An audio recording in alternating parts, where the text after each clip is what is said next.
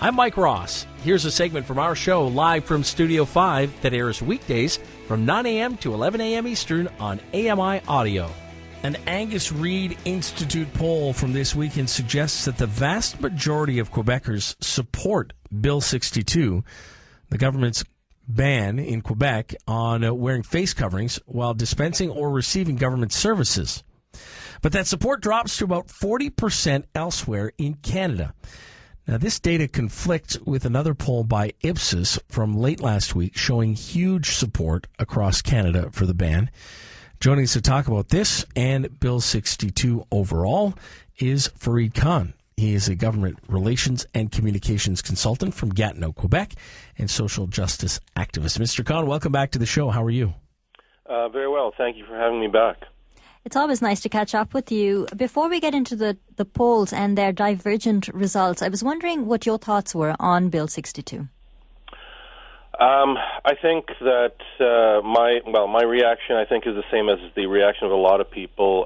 Total shock that the Quebec government, and particularly a Liberal government in Quebec, would even think of introducing such a bill. If you have been following this issue since it broke, you've noticed that there's been a lot of commentary on this, and you've had law professors and legal experts saying that this bill, despite what the Quebec government is saying, is unconstitutional, and that when it will be challenged in court, it will be defeated. And I'm sure that the Quebec government has its own experts who've been telling it the same thing. Their lawyers have been saying the same thing, that this legislation is unconstitutional.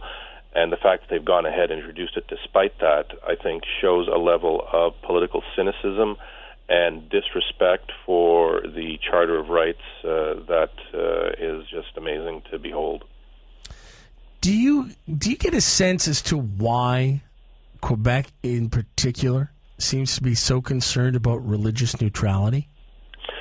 Well, obviously, there's the historical case of Quebec where during the 1960s, during the Quiet Revolution, they threw off this sort of yoke of religious influence on the politics. The Catholic Church historically was extremely powerful in Quebec, particularly during the years of the Union Nationale under Maurice Duplessis, who was premier at the time.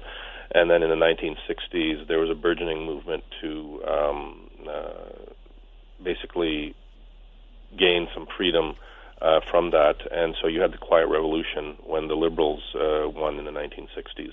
So I think that's where the foundation is. Why it has taken such a turn, what is happening in Quebec right now with respect to this whole issue of religious neutrality, I don't see it as something that is benign. What I see it as, and I think you would get the same reaction if you were talking to a number of academic experts, is it's what would be referred to as radical secularism. And what radical secularism is, it's the insistence of imposing this radical secularist ideology on people despite the fact that they may practice a religious faith. So the target right now with Bill 62 mainly is Muslims, despite what the government is saying. It is Muslims, in particular Muslim women, a very, very small segment of Muslim women who happen to wear the niqab, the face covering that some Muslim women feel it's their religious duty to do. But the thing is that what it shows is that there is this deep animosity within Quebec society, and particularly within certain segments of Quebec society, towards anybody who practices their faith openly. So I don't know where that comes from, but it's frankly very scary to think that this has such deep roots in Quebec. One of the things that I think a lot of us are scratching our heads about is, well, how on earth are you going to enforce this? Because you're relying on teachers to police what people wear in classrooms. You're relying on bus drivers and librarians and other people who maybe just want to go about their day to enforce this law. And then, speaking to your point, let's say that they were to get someone to enforce this, what would be the implication for the group of people that's being targeted? Muslim women are a minority, but they're also a minority that doesn't have, as far as I understand it, a lot of political clout. Yes, and exactly, and that's why this is so scary, because they have picked one of the easiest targets that there is, this particularly, this small minority of Muslim women. And the law itself, it said, affects maybe 100 women, which is the estimate of how many women actually wear the niqab in Quebec. So it's a very small minority. And in terms of enforcement, the aspect of enforcement of getting teachers and bus drivers and other public officials or officials in the public sector to enforce it's a dog's breakfast.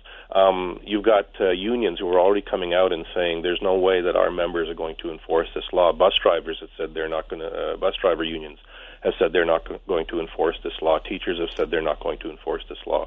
And given that response, it makes you wonder, why is the Quebec government still sitting there saying that they're going to go ahead and roll out this legislation? Because people don't want to be policing, average people who are out there doing their job, they don't want to be policing religious garb or the religious practices of other fellow citizens. It's not right, and they don't feel comfortable doing it. And for the people and the unions and the organizations that have come out to say they're not going to do it, I commend them for it. I think that you will see a groundswell of activism against this if the Quebec government continues to move forward with it. I'm curious as to your thoughts on the polls that have been done. One showing, great support for Bill 62 outside of Quebec. The other showing the total opposite. Meanwhile, within the province, there is strong support. What do you make of these different results with polling happening across the country and in Quebec specifically?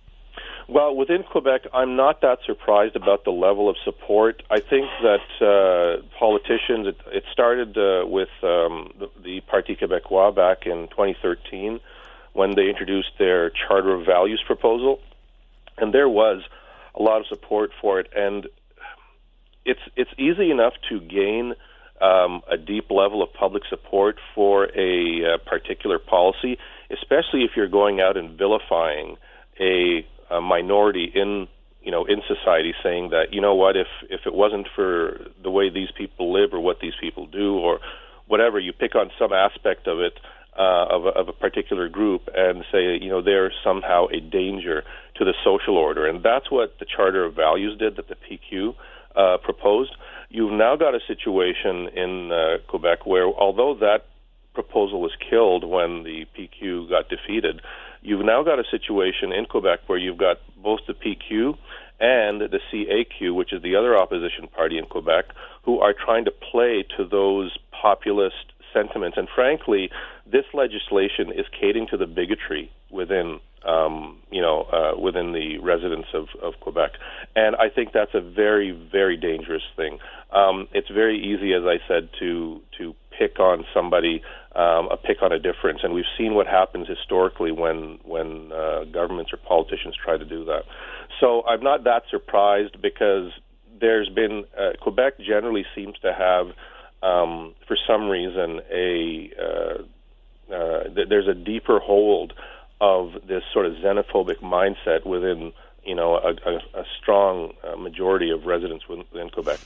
Outside of Quebec, the polling numbers, as you referenced, you had two polls, one which showed support very high among Canadians outside of Quebec, and you had another poll which showed a lower support. It was 68%, I believe, in the Ipsos poll, and then the Angus Reid poll showed 40%.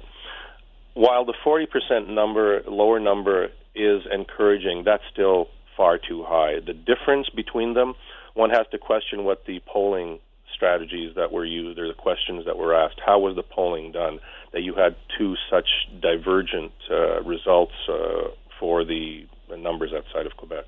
One of the things that was common amongst the two polls, because, it was interesting to see the discrepancy in the overall results, but both polls found that when they surveyed younger people between the ages of maybe 18 to 31, they were less supportive of the ban. So do you feel that maybe the the attitudes that both polls are referencing, that those attitudes might vary based on the generation? Oh, I think definitely. If you've seen different types of polls done over the years, when you look, when one of the questions that's asked of people is what is one of the, what symbol of Canadian society do you value the most? And the number one result when that question is asked is the Charter of Rights and Freedoms. And you've got a generation now, that younger generation, that has been versed in the Charter of Rights and Freedoms. They have gone to school with it. So they are much more aware of that, and they are much more willing to support the rights of people because they understand what that means. The older generation, it's always difficult to try and make them understand, and especially when you look at the breakdown of numbers from the polling, that support for this type of legislation is the highest among the oldest cohort that was surveyed. It's difficult to change minds of an older generation because they feel nostalgic about things were better when I was younger and society seemed to be more orderly and I didn't have to worry about all these changes happening. And that's essentially, I think, what this poll addresses with the numbers that it shows, the strong numbers, that people are afraid of change. What it also shows is that the people who are surveyed and probably broader Canadian society don't understand the fact that the Charter of Rights and Values is inviolable.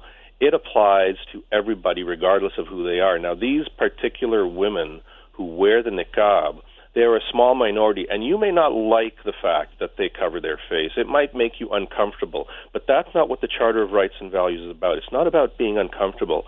It's about allowing a person their fundamental rights, which are guaranteed within the Charter, which is, in this case, freedom of religion. And if that freedom does not impinge on your own freedom, like if it doesn't impinge on my freedom or your freedom, then there is no way that a court is going to uphold a restriction on that freedom. So I think that, sort of answer your question on a number of levels, I think younger people are much more aware about the Charter of Rights and Values and what it means. They're much more aware about the place of human rights and civil liberties in Canadian society, and it also speaks to the fact that you've got an older generation that is longing for, a time when things weren't changing so quickly and the face of Canadian society wasn't as different as it is today. Mr. Khan, thank you very much for joining us here this morning and giving us your insight on this story. Okay, well, thank you very much for having me back. You bet. You've been listening to Live from Studio 5.